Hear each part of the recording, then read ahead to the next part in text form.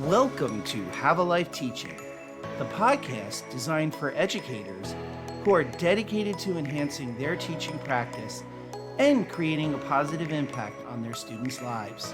In each episode, we'll dive deep into the world of education, exploring a wide range of topics related to curriculum, instruction, and assessment in K-12 schools. Together, we'll learn from the brightest minds in the education field. So if you're a passionate educator who's ready to take your teaching practice to the next level, join us as we explore the exciting world of education. My name is John Shimbari, signing in and saying, let's have a life teaching.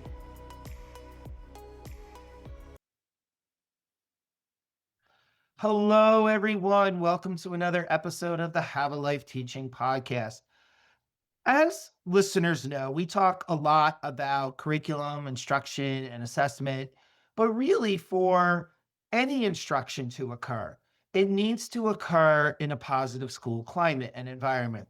If students feel safe, if students feel heard, if students feel valued, if staff feels heard and valued, you are much more likely to have learning take place.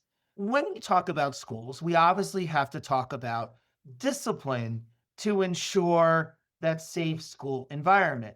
But over the years, that concept of discipline has changed, where you now see schools adopting what we call restorative justice practices, and the cultural norms in our school communities are followed, but yet at the same time, ensure that victims are heard, that relationships are repaired, and that it's not just discipline and punishment, but how is everyone learning from the process so that we don't continue to have these issues pop up and both perpetrators and victims can get together and learn. So with that in mind, I'm really excited to be joined tonight by Nicholas Bradford.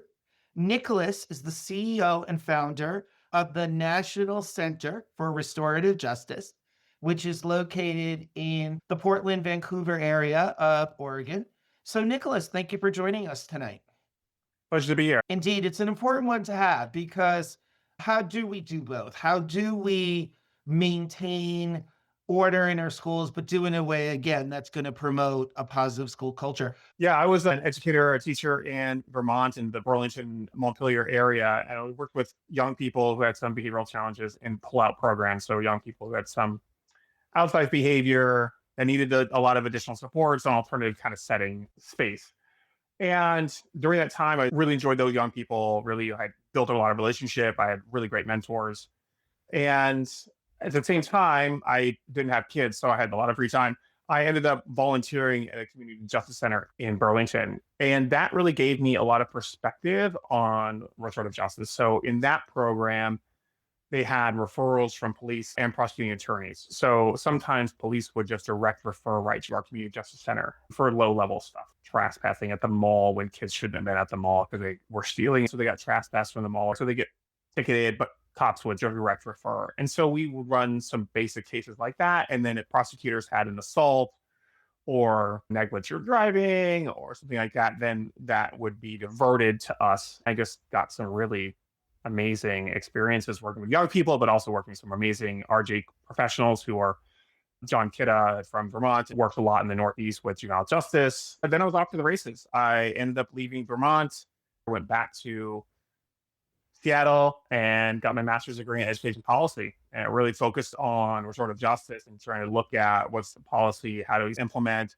what does good implementation look like, what are some systems that we can put in place to hopefully get us the outcomes that we're looking for. I have some really great people who were the first people that I worked with in the Seattle area who are still good friends of mine. And it's just wonderful to see him go from a 17-year-old senior at high school through college into this career that he has now as an educator. In 2016, I founded the National Center for Restorative Justice, which we're almost at 10 years now. In 2021, we published the book, The Real World Guide to Restorative Justice in Schools.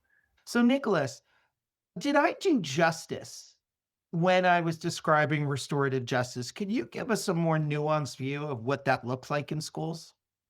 Yeah, I think it's interesting hearing there's a lot of this discussion or the language of learning that you use when you describe justice. And I think that's a really important part of system, which is how do we really have opportunities for young people who we call authored in action or sort of responsible parties? How do we give them real, authentic opportunities to learn? And for young people, it takes a long time. Sometimes it takes a dozen, sometimes 100 at bats, sort of recognizing that their behavior is having negative impacts on themselves, other people, the community. One is we're trying to really balance the relationship and the culture of the school and the nurturing that happens inside classrooms and between students and teachers and the accountability piece. And that's a really hard kind of balance. It's that seesaw is something that's really challenging. I think it's challenging for all of us, in particular those people who really strongly believe in their sort of approach, which is, yeah, we got to talk about the mess that you made. We got to talk about the fight that you got into, the drugs that you're selling, coming to school high, whatever it is. We got to talk, and I care about you. And I understand that you're coming from a place where the adults in your life haven't given you good examples around drugs and alcohol, or the pain that you suffered previously is causing you to want to numb and to struggle in a different way. Those things are really hard. That's the piece, that's the sort of initial piece, which is the balancing between the accountability or the conflict engagement and the relationship. The other piece that you're hitting on is this other balance, which is a three-legged balance between the needs of the author, the person responsible for the action, the needs of the person most directly impacted, the victim, and the needs of the community. And I don't hear a lot, I'm on a lot of podcasts, I don't hear a lot of folks loop in that community partner, right? As an educator, as a person who is deep and steeped in schools, we have to consider the 29 or 20 other kids that are in that space that are being negatively impacted by that behavior. Those kids need to be involved in the system. And that makes restorative justice harder in many cases. And so I want to recognize that this is a harder approach, but it's also a lot more satisfying for a lot more people. It has a statistically significant advantage to decreasing the severity and the frequency of the harm. And I think that those are the two things that we really are looking at is if Nicholas is hurting somebody and then he goes through a sort of process, how long is the gap between when he hurt somebody last time and the next time? And that is going to increase. It's not that we're going to smother the behavior, but actually we're increasing the time in between incidences and then also the severity of the incidents. Those are all in that mix. So those are the two pieces, the balance and the tripod of those parties. I like that you looped back to that community piece because if the community of students sees that there is accountability for their actions, they also will start thinking, hopefully, about their actions before they do those actions. So I think that community piece is essential, really, if you think about it, in a restorative justice practice. You talk about some places embed community in restorative justice practices. Some places focus more on the quote unquote activator and victim. From your perspective, what are the different ways in which, or different models in which one could integrate a restorative justice practice? Can you give us a scenario of what might trigger a restorative justice action? And what are the different models of action schools could adopt to respond to that triggering event? What are the different ways that a school can respond? So, give us an example of an action that would necessitate a restorative justice action, or in some places they call them circles. And what are the different models that schools can use to bring forth those circles or those restorative justice conversations? Who's involved in those conversations, really? Traditional systems of addressing harm in school. So, like low level stuff that's happening in the classroom, there's approaches there. Detention has an approach that we offer, and then your suspension types things. These are different models or systems or tools, but really the most traditional one that we use is this sort of conference. I try to shy away from the word circle because circle means a lot of different things to a lot of different folks. I tend to use conference. The one thing that's really important for us when we consider this earlier word that you used, which is accountability, real accountability is so important to the system that I'm going to sit with folks who need to take responsibility for a long time so they can really sit into that place of responsibility taking.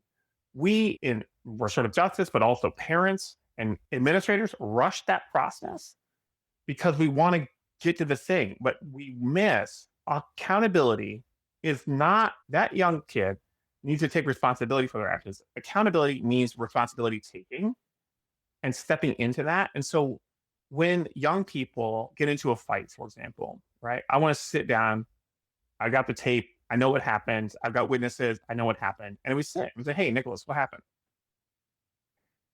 We're not going back to class until you're able to take responsibility for your actions. This interrupts this behavior that young people have, which is shirking responsibility or saying, yes, it's uncomfortable, it's difficult, it's scary to take responsibility. There's this conflict between these two boys over this girl. I want Nicholas to take responsibility for the actions. This relies on some relationship building ahead of time and Doreen with trusted adults, with peers, all this other stuff. And then we can get the ball rolling with a restorative system. Who was there? What was the thinking at the time? Who's been impacted and how? And then what do we need to add to make things better? So now, speaking of that, Nicholas, when you're having these conversations or conferences, as you call them, with folks involved, how does that look? And are there any Yeah, other community members in these conversations besides you and the students? for sure. So these conversations happen separately in advance of any bringing together. So I'm going to make sure that I have accountability from authors. Oftentimes, young people in high school and middle school have a lot of authorship on both sides. So victims, quote unquote, will still have some authorship, right? Benjamin didn't hit me first, but Benjamin was calling me all kinds of names, saying all kinds of stuff about my mom, saying stuff about my, like, I'm stupid or whatever. So Benjamin also needs to take some responsibility. That doesn't diminish the fact that I can't solve my problems with violence, like all these kind of sort of social norms around violence and solving our problems with violence. That's not okay. And it's also not okay for Benjamin to say all these mean things to me. So that accountability piece, those happen separately. As a facilitator, ideally, I'm going in with some kind of 90-ish% idea that this is going to go well, right? We've done the workup, understanding how we got here, some of the backstory, some of the present story, and then the impact questions are not going to be new to kids. And then we get to what happens now to make things better. This is actually a really important piece to do with teachers, especially if teachers were the impacted party, the victims in this circumstance. Teachers also have a hard time saying, hey, this is what I want to have happen. I want Nicholas to be a mentor for our mentor program. I want Nicholas to go to math tutoring, like those kind of things. We have to prep people who are impacted by negative actions to really think about what would be helpful for me. That those are hard questions. If we don't have a lot of practice with that, then our answers in the moment in a conference, the teacher says, I ask the teacher, what do you want to have happen after this? And he's, oh no, I feel really good about this. This makes sense. We miss the opportunity for the young person to do the learning and then to take that learning out of the conference and bring it back into the classroom or the school. So you did a really nice job of outlining the questions that you're asking students so they can do that reflection to hopefully take accountability. And then they're prepped to go into those collaborative conversations with everyone involved to talk about that impact and the next steps moving forward. Sometimes we're going to role play, especially for victims and authors, about, hey, you're going to say what happened to you. You're going to say how this impacted you. How's that going to feel? So there's some of that role playing that help get people in that mindset. How can you help yourself heal from this moment? So we have a one-page document that's a bunch of different options for young people and how to make amends. Because this is, we don't know. It doesn't come naturally to us, honestly. And so from writing letters of apology to community service to academic kind of reports and things like that, book assignments, getting connected with the school in some kind of way that could be helpful, right? Band, sports, debate team, doesn't matter what it is.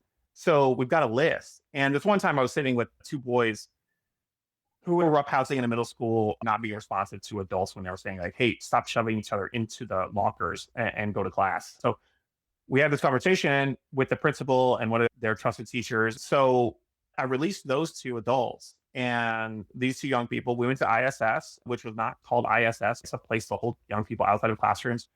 And we sat and I turned this document that I have and I'm like, all right, what would be helpful for you to do to make amends? 30 minutes later, I'm talking with the RJ coordinator at the school that I'm working at. They turn around and say, hey, Mr. Bradford, what are we supposed to do? I was like, oh, yeah. So I quickly explained the task again. We can go back to class whenever we get this sorted out. So just give me a couple ideas about what would be helpful for you to do in order to make amends, to show the principal and this teacher that you understand what's happening.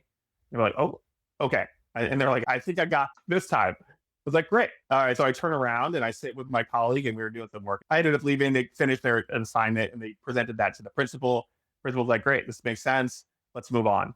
It wasn't a big deal. They didn't bring drugs to school or anything. So as you were talking, Nicholas, I was thinking about the fact that so far we've talked mostly about student to student dynamics, which Yeah. is going to be the bulk of obviously any restorative justice conversation or conference. Have you ever had a restorative justice conference? That is not an uncommon experience. It's hard. It really is challenging for adults to recognize where they overstepped. I think the two times, one, we didn't really move the ball forward. The other time, it felt like the parent who was advocating on behalf of their kid didn't really want anything to come of it. Teachers are human. It's a long day. Teachers are dealing with many students and many issues. A teacher could have some things going on at home. 100%. And this theory that you're just going to shut it all off and walk into school, I don't think is 100% realistic. So it's very common if you got two kids fooling around in the back of the classroom to say, sit down and do your work, especially if they're a middle school student or a high school student, they might feel challenged. And if they feel challenged, they're not going to sit down. Now they're going to start back talking. So now they're doing something that is negating a positive school climate. And that's wrong. And they need to be held accountable to that and need to respect their elders. But if I, as the teacher, perhaps went over to them privately instead of making it a public thing, it Yeah. might have gone different. So I don't want to throw teachers under the bus and say, I don't understand. That's very common. I was there. I did that as a teacher, unfortunately, once or twice. I think we all have, if we're being honest. Those are much lower level harms than the stuff that I get called in for. And so, what we need to do in schools is build a culture of accountability amongst young people and amongst adults. And so, one way that we do that is administrators, both vice principals and district folks, need to participate in this process, which is we sit in a circle and we talk about, hey, what's one thing where you didn't meet the expectations of our school? The expectations of being safe, being respectful, being engaged. When's there a time when you were disrespectful to a student? When was a time when you didn't meet our expectations of respect? And say, yeah, for me, I called out a kid. I was subbing, really bawled him out and thought he was messing around. This is a sixth grade in a middle school. I told him he didn't do anything wrong. I didn't need to come at him so hard. Like it was all this stuff. And so being able to say that out loud in front of your peers and have everyone go around, even your administrator, even your AP, even your counselor, and say, hey, this is the time when I was diminishing a kid's complaint and minimizing his complaint, didn't follow up on a kid. It normalizes the low level harm that we cause. It enables us, it frees us up to say, hey, I'm sorry. Hey, I messed up. Hey, I came at you really hard. That's not how I want to be. Example from one of my colleagues recently was this big Samoan teacher has good relationship with kids. He says, I'm going to kick you out the window. One of his kids that he's good with. And this other kid who didn't know was, whoa, that was serious. My colleague did. And he's, like, it goes over this student and asks, like, hey, how'd that sound? He's like, oh, that was wild. Like, this teacher comes up to this other kid, like, I'm going to kick you out the window if you don't put that thing away or whatever. The adult comes back and says, oh, I didn't realize I was just messing with my friends. I didn't recognize the power imbalances that you're picking up on. That kind of apology is huge. Until we normalize the making of mistakes, there's little that I want to compare schools to when it comes to Silicon Valley. But one thing that they do well is you got to fail early and fail often. You got to make mistakes. This is a culture of iteration. And if we tell teachers, don't make a mistake, never admit fault, stand your ground. No, I graded you wrong. I made this mistake. I called you out in a public way that I shouldn't have. all the kind of stuff that we do on a daily basis because we're human. We make mistakes. We've got to normalize that. And I think as a parent, how do I parent better? Would I own it? It enabled my son to own it. It enabled my daughter to own it. So I normalize and say, hey, you're not bad. We all make mistakes. And so the same thing in the classroom. The more I can own it, the more I could own it. It enables Yeah, other people to, yeah, yeah, people are going to make mistakes. They need to learn from those mistakes and then become mentors for others when others make those mistakes. If we have a punitive approach for both adults and students, that doesn't benefit the long term growth of anyone. We want people who've made mistakes and come out of it on the other side. I'll give you an example. And it's very similar to your example. I have a good friend, an older senior person who wanted to go back into the classroom to volunteer to support. And there was a student that was really challenging this person. My friend has a very dry sense of humor.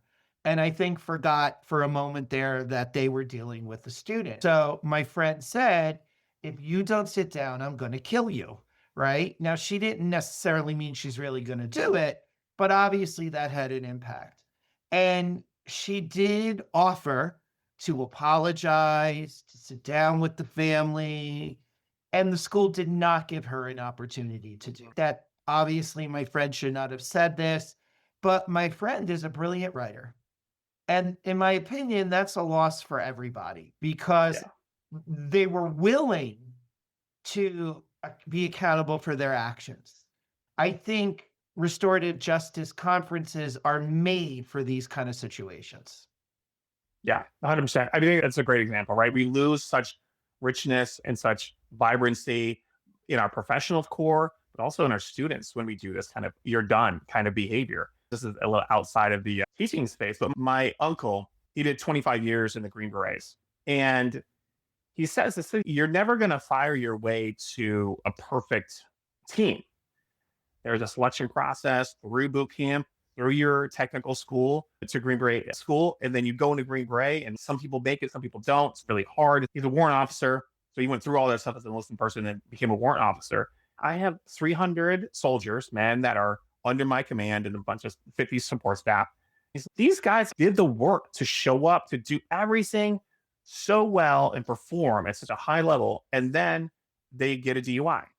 Then they test positive for steroids, domestic violence, even suicide ideation and mental health challenges, depression. Like, no, they actually don't. They don't throw people away. And I think this is the one thing the military, I've got 24 years in the Coast Guard Reserve, so I make this connection to my own experience in the Coast Guard. It's like, we just don't throw people away. Really invest in them and say, hey, you messed up? Great. What services do you need? What time? Maybe, but there's like still this idea of you're a part of us.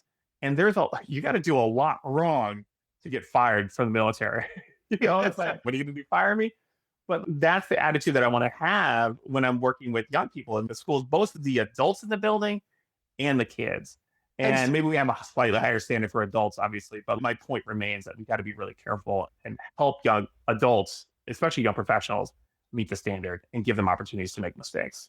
how do you actually go back in a restorative justice model to validate that people did follow up and do those next steps that you agreed to do? So with young people, I have a 2 week sort of slash 3 week process. We have to have smart goals, smart tasks that they need to do. They need to meet with the counselor twice in the next 2 weeks. They have to meet with a mentor 3 times in the next 2 weeks. They have to initiate some drug and alcohol counseling. They have to write the letter of apology, whatever it is, the multiple things that they have to do. You write it down. You just write it really clearly down. You might run a contract for 4 weeks and you might have to do 20 hours of community service, right? And you check in at the 4 weeks and say, okay, where are we at? And the kid hasn't made any sort of progress. Let's go back to the contract. And so what happens now is we've agreed in the conference that if this stuff doesn't get done, the traditional system moves forward, right? So if we have a fight, for example, our traditional approaches would have been to suspend for 5 days or 3 days, depending on the severity of the fight. In a school setting, I'm going to check in with that young person before the 2 weeks is up. And we're going to say, all right, where are we at with the things that we have to accomplish? I tell them, okay, we've got to meet this deadline, or the 3 days of suspension are going to come. I don't want that. You don't want that. Nobody here wants that. The victim, the person most directly impacted, has said what they want most is that you to do this work. If you don't do the thing, then the traditional system takes its approach. And what we do is we slow down the process long enough for young people and for adult people who've harmed those authors to really sit and be like, am I consciously thinking about not doing the work of apology? And then this is going to happen. The consequences, the punishment, whatever that sort of narrative that you want to have on those things is going to happen. If they still don't do it, then we got to let them lie in their bed. Exactly, because it gets back to that accountability and responsibility piece. One way or the other, it is going to be dealt with. It's up to you, the student, to decide which way you want to do it. Ultimately, you are going to be held accountable for what happened. So now, Nicholas, can you give an example through your center of a school or school system that contracted with you that might have had a lot of issues with fights and truancy or drug and alcohol abuse, contracted with you, they invested in a restorative justice practice, and you saw that school turn around? Can you give us any examples of that? Yeah, I have principals regularly that reach out to me. One in particular, Jason Lee Middle School, what was now Hilltop Heritage Elementary or Middle School in Tacoma, a 50% reduction in out of school suspensions and satisfaction. School culture and climate survey that they do annually, like increases. And another principal out in Colorado, he was an assistant principal. He came to the training on his own. He just spent 3 days with me with a bunch of other people. And he went back, and this was in October, I think. And then he emailed with a follow up in February or March. And we've reduced our out of school time by 60% just by Wow. implementing some really small strategies that we taught. It's really interesting how quickly you can move culture from a place of exclusion and isolation to a place of, hey, this is where you belong. This is really helpful. Let's slow down the process. Because if you've got 100 suspensions a year, that's a lot of time. If I were going to run conferences for 100 kids, that's a lot of time, right? But if I reduce that to 50%, now I can do the conferences. But you've got to start somewhere. Great, let's figure out where we can start and start channeling some of these into our sort of system. And that's what he did. He took some low-hanging fruit, mostly the less drugs and alcohol, but more of the sort of fights and disrespect that would get kids kicked out of school for 2 or 3 days at a time. And he was just like, let's go, let's do the process. And you can write a contract for them alongside with the teachers and some students, and it starts to shift that behavior. And kids talk about it, they learn about it, and then there's less of that negative behavior. Most of our work is in training folks. Folks come to our trainings in Portland, Seattle, Kansas City, Chicago.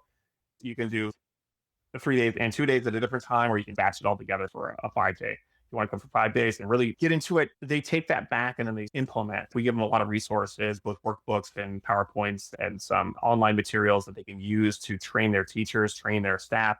And then I'll come in and support, or some of my staff will come in and support the school, do some consulting in classroom, or just as a leadership team, we'll talk about where the low hanging fruit is. And I think that's really where I start these conversations often, is if you want to do this work and you're unsure where to start, it really is two pieces, which is one, what's easy, and then what do you have a lot of, right? And those are the two factors that I want to be thinking about.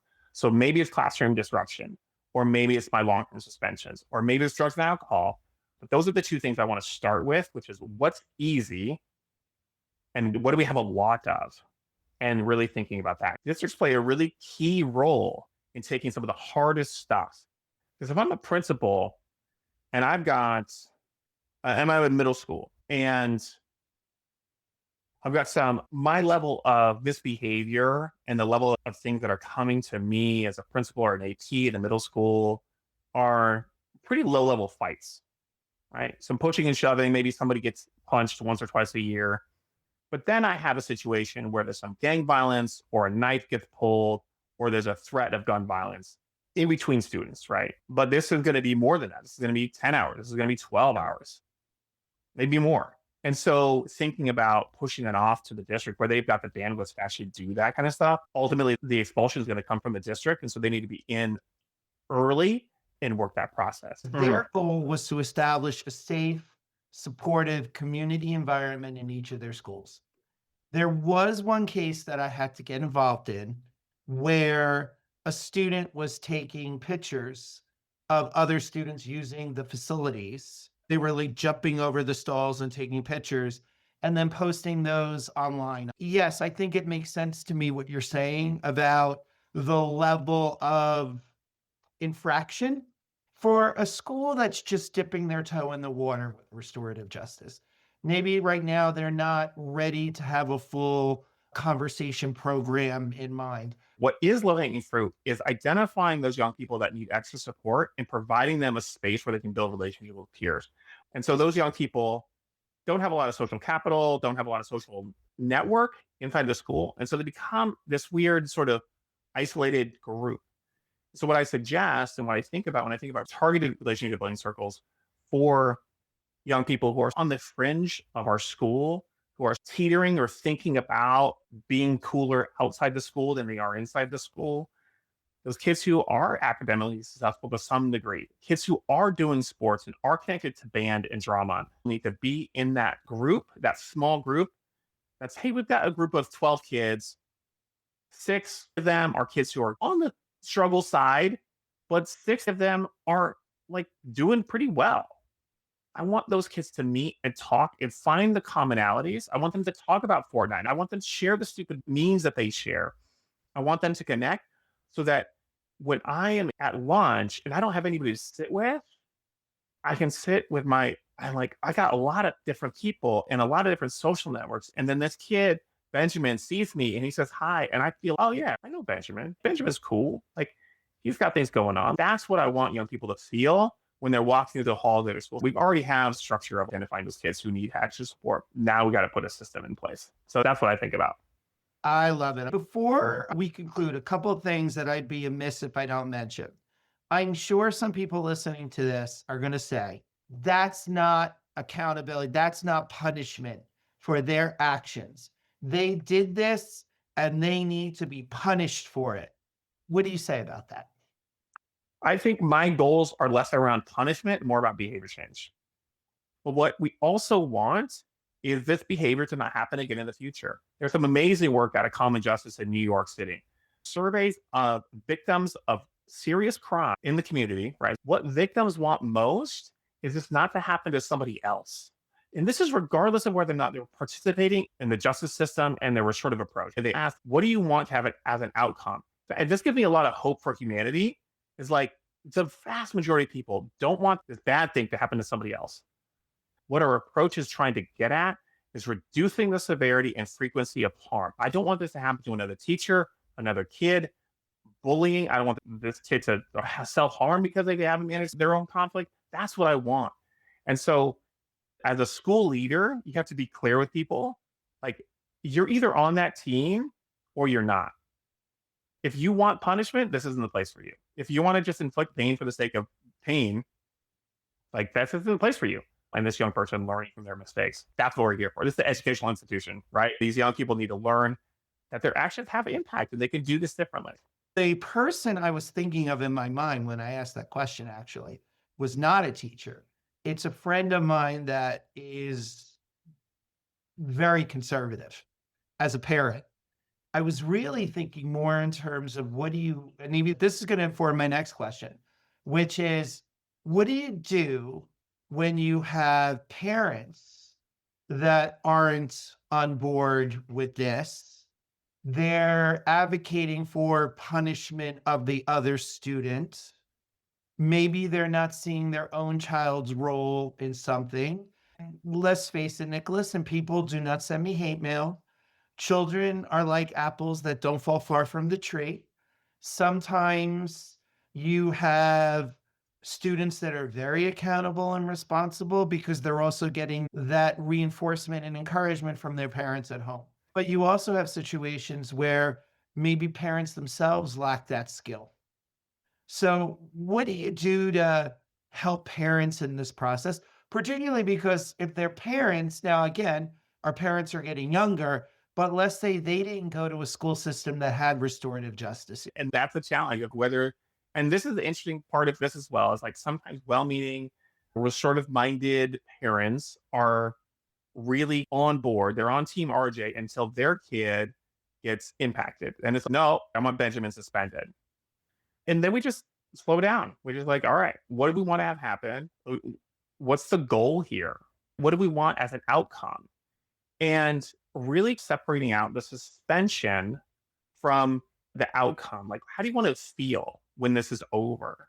Like, how do you want this other person? Because what you want to do is get them to a place of, I don't want this to happen again. I don't want this to happen to somebody else. Teachers and parents want this to not happen again to themselves or to another kid. We just have to slowly work the process. Nothing is magic. We can't expel students. Your young person, your kid is going to experience harm in the world.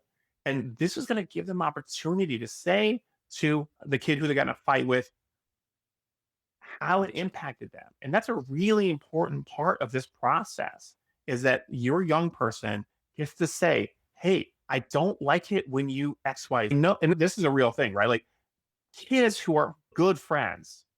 I'm channeling myself, my 16, 17-year-old self. We were good friends. I was a jerk. I was a real jerk. I didn't know how to be a good friend.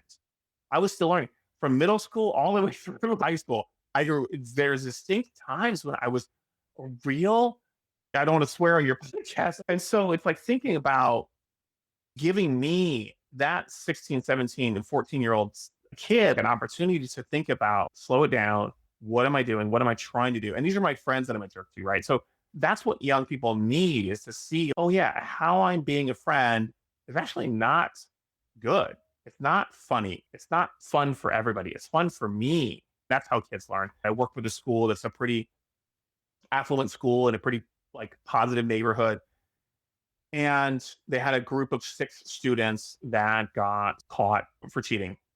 And the principal there, the AP there is like really working a system to get these young people to take responsibility for their actions and do the work of restorative justice.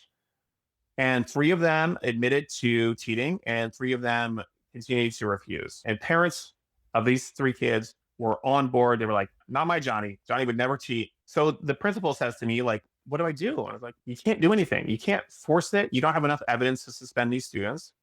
So what I am thinking about is the win for these 3 kids who are taking responsibility for their actions, learning from their mistakes, and they're going to be better and more engaged when they get to college than these other 3 kids. And that's our job. That's our job is to have the best, most positive impact and really celebrate our wins. It's unfortunate. Those 3 kids and those parents couldn't get around this idea. These other 3 kids had a really great experience. They did community service.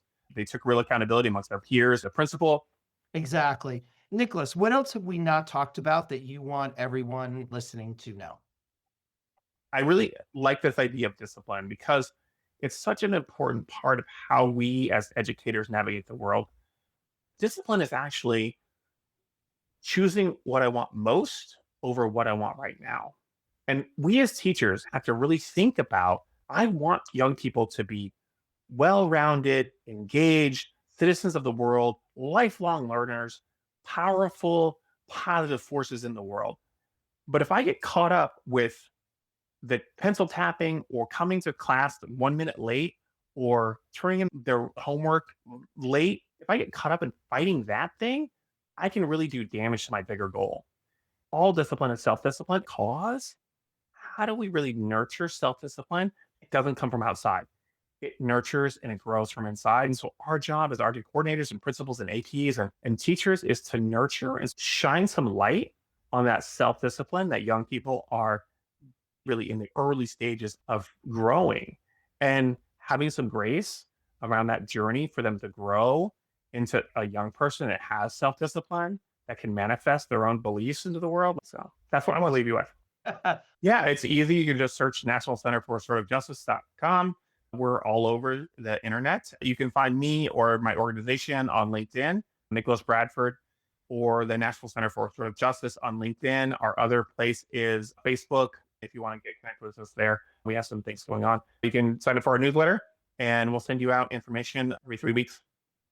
Awesome. Thank you so much, Nicholas, for your time today. This has been a great conversation. Yeah, thanks, John. Appreciate it. Thank you for listening today. I hope you got some great tips that you can bring back into your teaching. Remember, have a life teaching without sacrificing your own. Also, don't forget to subscribe and be well.